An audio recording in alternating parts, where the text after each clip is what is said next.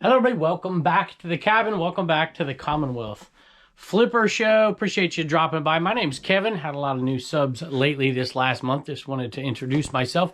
If you've never watched this show before, we appreciate it. I thought this particular video was going to be about me calling eBay to ask them to remove a feedback that should have been no problem whatsoever for them to remove.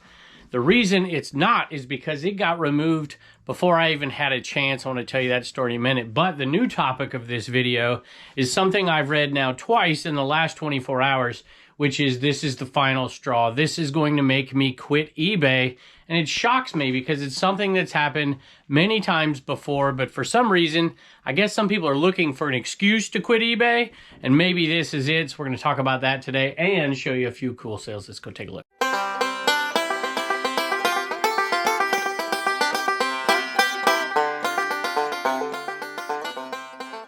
If you're anything like me out there, this is the time of year in the winter where you start to get past that first layer of stuff that you've bought and you start digging down a little deeper, finding that death pile stuff, and some things in there have been in there for a long time, and I could not believe this one when I saw it.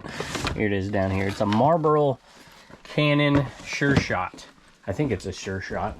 Let me just double check. It is, yep, Sure Shot Owl. And this one, I feel like it's been 2 years since I bought this. That's how deep we're getting down to the death pile with my goal of getting rid of everything here by the end of February. Or most everything.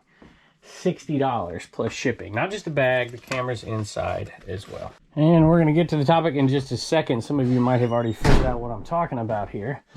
And this, speaking of the death pile, we bought this early last spring. The radiation detection kit. And put it out there for a good price because we need some space because we're selling a lot of big stuff down there. A Geiger counter, I guess is what it is. And it sold very quickly for $200 plus shipping. I think the buy cost was $60. Just had something pop into my head. I'm going to pick 3 more items and we're going to get to our topic. But I didn't want to forget this because it kind of relates a little bit. This is a scam. I've talked about this before, but for those of you who just started reselling, it might be something to pay attention to. I have got 3 of these messages in the last 4, maybe 5 days. Different messages. The USPS package has arrived at our warehouse and cannot be delivered due to incomplete address information. Please confirm your address and the link in the next 12 hours. And then they go on and they're basically trying to get your information. That's not how the post office works. So if you've got one of those lately, tell us down below. And if you've got one and responded, you're likely in a little bit of danger out there. So don't respond to those messages that come across text message.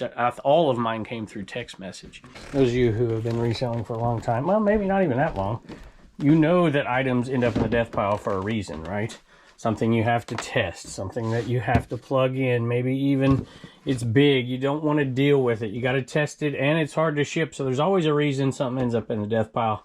Paid $10 for this one quite a while ago, and it sold for $80 plus shipping. And big items, of course, are a little harder to ship, so you might sell less, but put in a little bit more work. But they're usually high dollar things. There's a lot of money hidden in people's death piles, and certainly is for me, and I'm glad it's that time of year where we're not sourcing at all.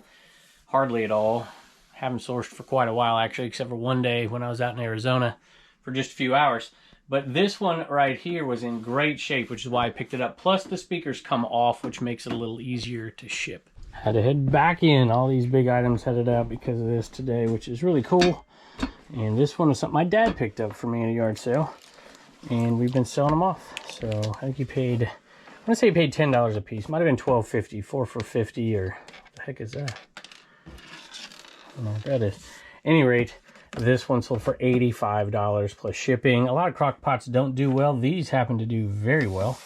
I'm pretty excited about knowing this because when I see them out there, I'm going to buy them because they go pretty darn quickly and it's a decent little profit. I'll take it. I'm going to pull 2 more items, but I wanted to do this really quick because a lot of folks haven't been responding for quite a while or at all once they win something. So I figured I'd put a little closer to the beginning of the video. The winner for this one is End of an Era 1977.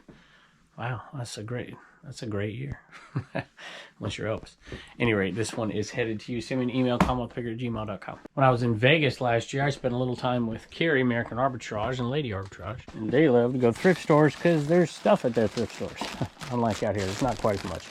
And we picked this one up. I think it was like $249, $349. I was trying to find something we could pick up and bring back easily.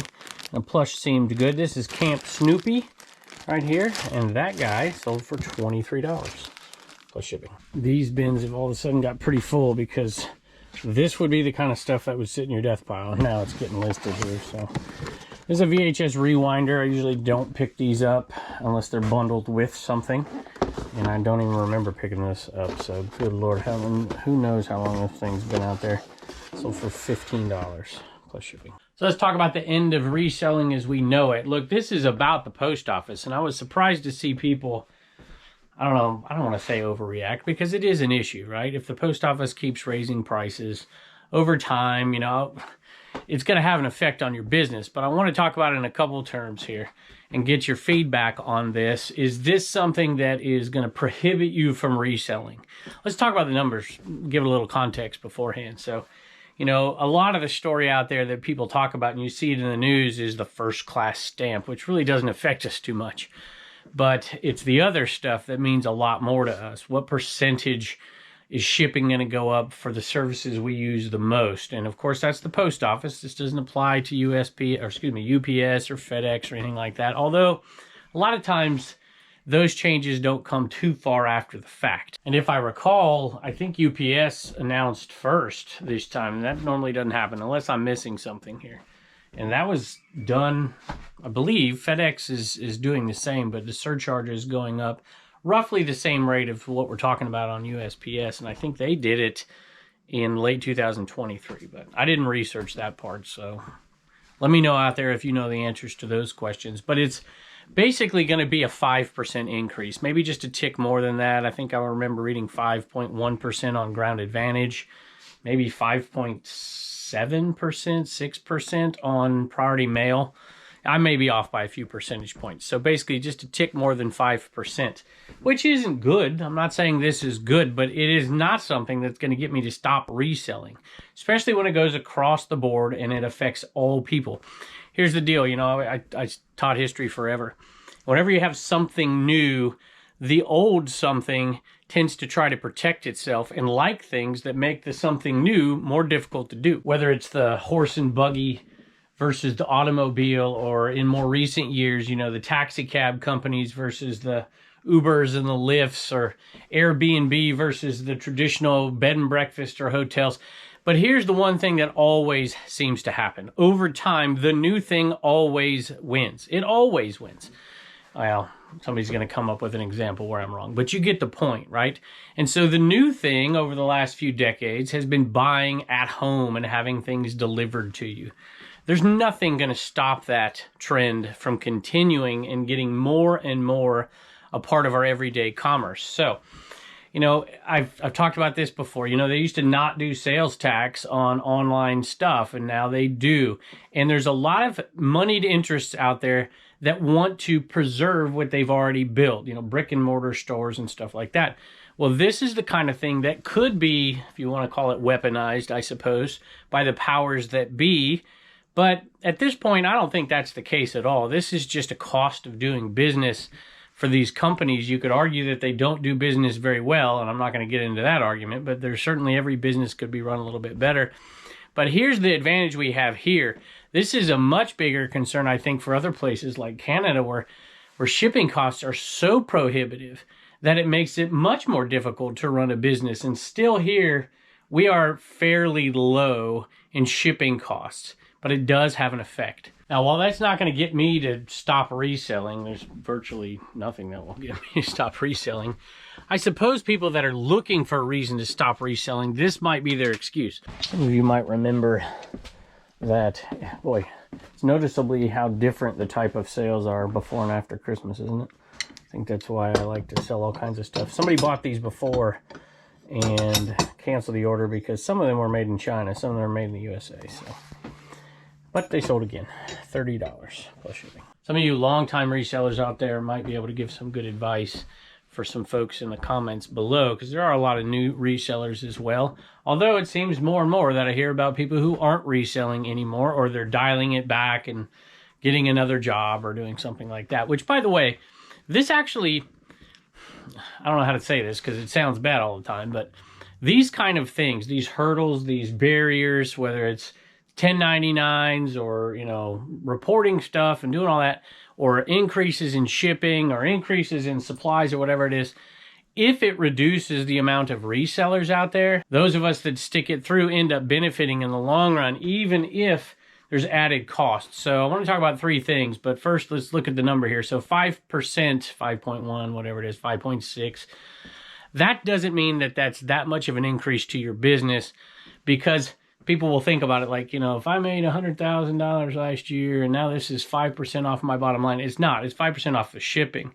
And your shipping might account for, I don't know, 15% of your cost, 20% of your cost, depending on what you're selling, depending on what you're shipping. So we're going to talk about what you sell, how you charge for shipping, and how you ship. But I wanted to give a thank you, since we're talking about shipping, to Deborah, who bought plans for the Commonwealth Picker shipping table to run CommonwealthPicker.com. And you'll notice how much less white is in this thing, because we are using USPS Ground Advantage. And to me, that mitigates a lot of this stuff, because the shipping costs on Ground Advantage, a lot of times, most times, are cheaper than Priority Mail.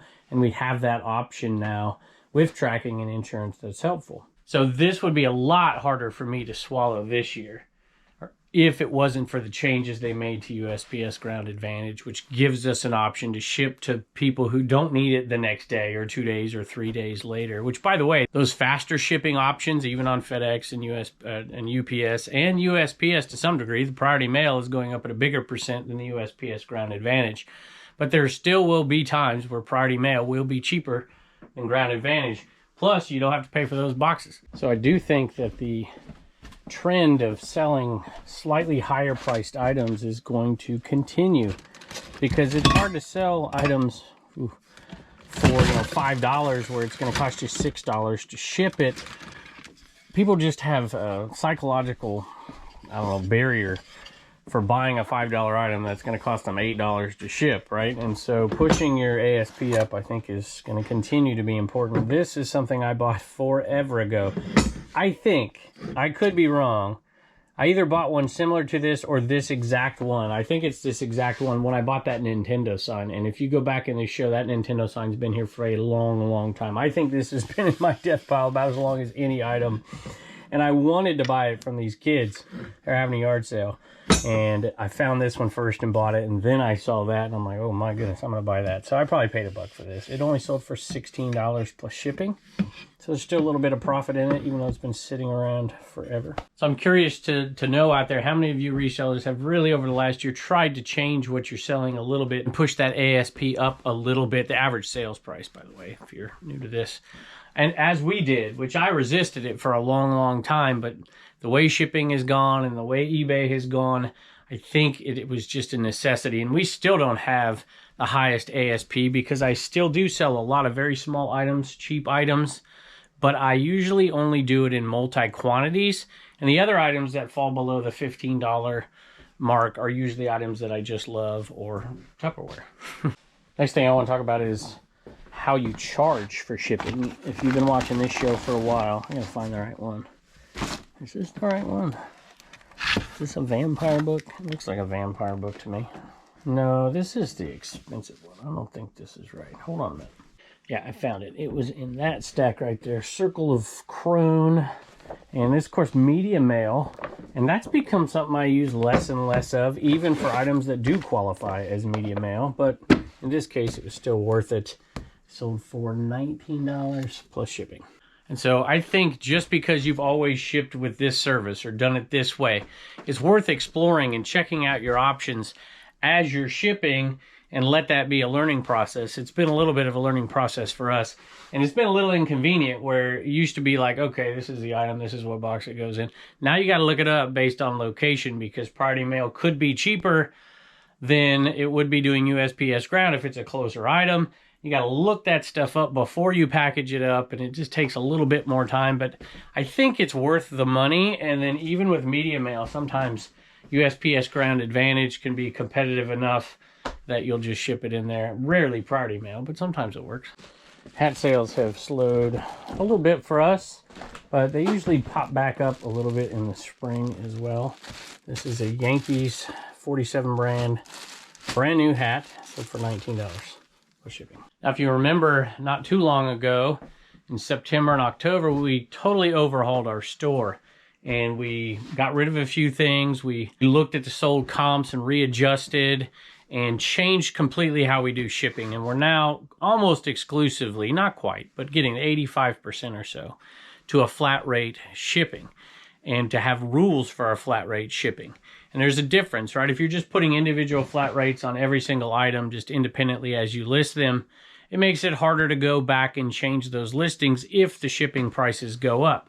So one of the things we did was we created rules. So it makes it very easy for me to now go into my shipping rules, my flat rate shipping rules, and say, okay, I want to make this one that was $4.79 for 8 ounces or something like that, and I'm going to bump it up to $5.09 or $4.99 or whatever it is. It makes it really easy to change all of those listings really quick based on those rules. However, I'm not going to do that yet. That might surprise some of you out there.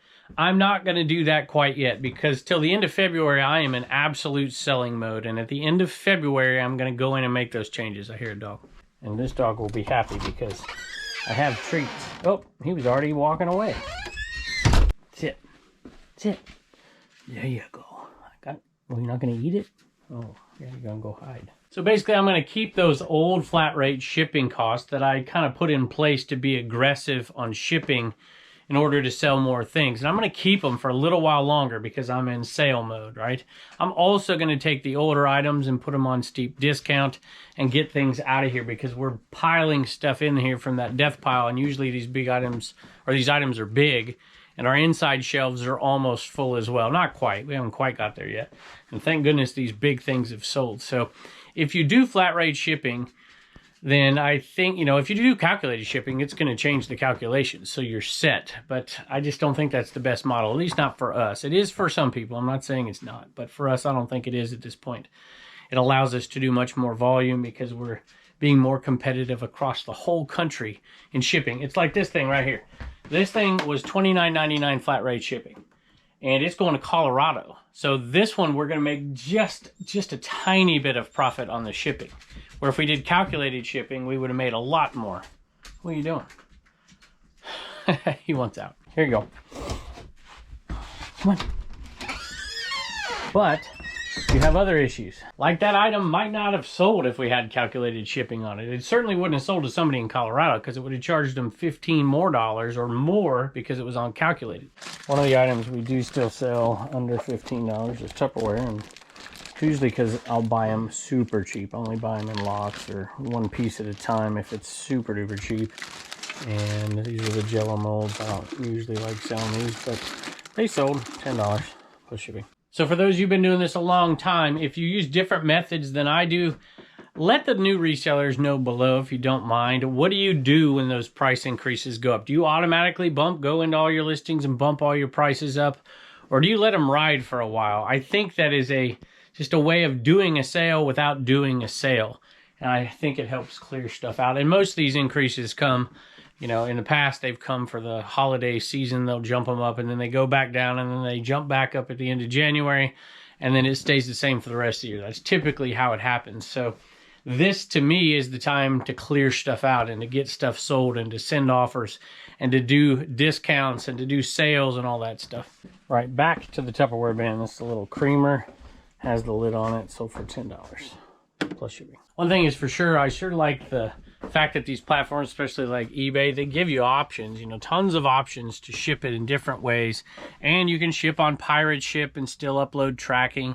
That's one of my problems with Whatnot. They don't give you quite as many options, and the shipping is in their domain as opposed to yours, which is one thing that was appealing about District and dipped it for us. I like having control over the shipping. These I used to pick these old Jello molds up and put them in my antique booth. I don't put near as much in there as I used to. So I'll still pick them up, but they got to be cheap. These, I think I paid $2, maybe $3 for these, because there was a bunch of them. They sold for $19 plus shipping. I take it back. They sold for $20 plus shipping, $19.95 to be exact. And they went to Janet. Your YouTube channel is great. Love watching. Janet, I appreciate that very much. And let me see. 1, 2, 3 sales today. We got 17 things so far headed out of here. So how many fake sales is that? That's under 20%, isn't it? What's the math? 17.5%-ish? Something like that. None of these were viewer sales yet. I think we have 2 more to go. Sold a, I think this is 47 branded Yankee beanie. And that is brand new as well. No tags. And it sold for $14.95 plus shipping. Speaking of that viewer sale earlier, I'm going to do something, I think, that I haven't done in years. I just have never really made it a part of my show. But there's been a few questions lately that people they didn't understand what I was saying, and they were like just looking for clarity and stuff, and I was like, okay, well, we'll do it. So I think we're going to do a question and answer show, and you can ask me anything. I don't know if I'll answer all of it, but if you want to put in the comments below today a question that you want to ask me, I think I'm going to do at least 10 of them and put it on an upcoming video, and maybe we can help answer some of those questions that I don't always answer all the time on here. Sold a Wii game, a paper Mario Wii game. It sold for $18.95 plus shipping. And there it is right there. And this one went to a viewer, so 3 of the 17 right here. This one went to, I can't remember the name here. Let me see if I can find it. Jose. That one went to Jose. And he left a message. Hello, Kevin. I'm Tony. So I've missed something up here. That was the name on there. But anyway, Rock City Resale. This is the first time I finally get to purchase from you. I've been watching for about 2 years now. I've mostly been an eBay buyer, but over the last few years, I've been selling more and more. I also collect video games and have a YouTube channel called Optimus Magnus, which I put up over here. Here's the channel, Optimus Magnus.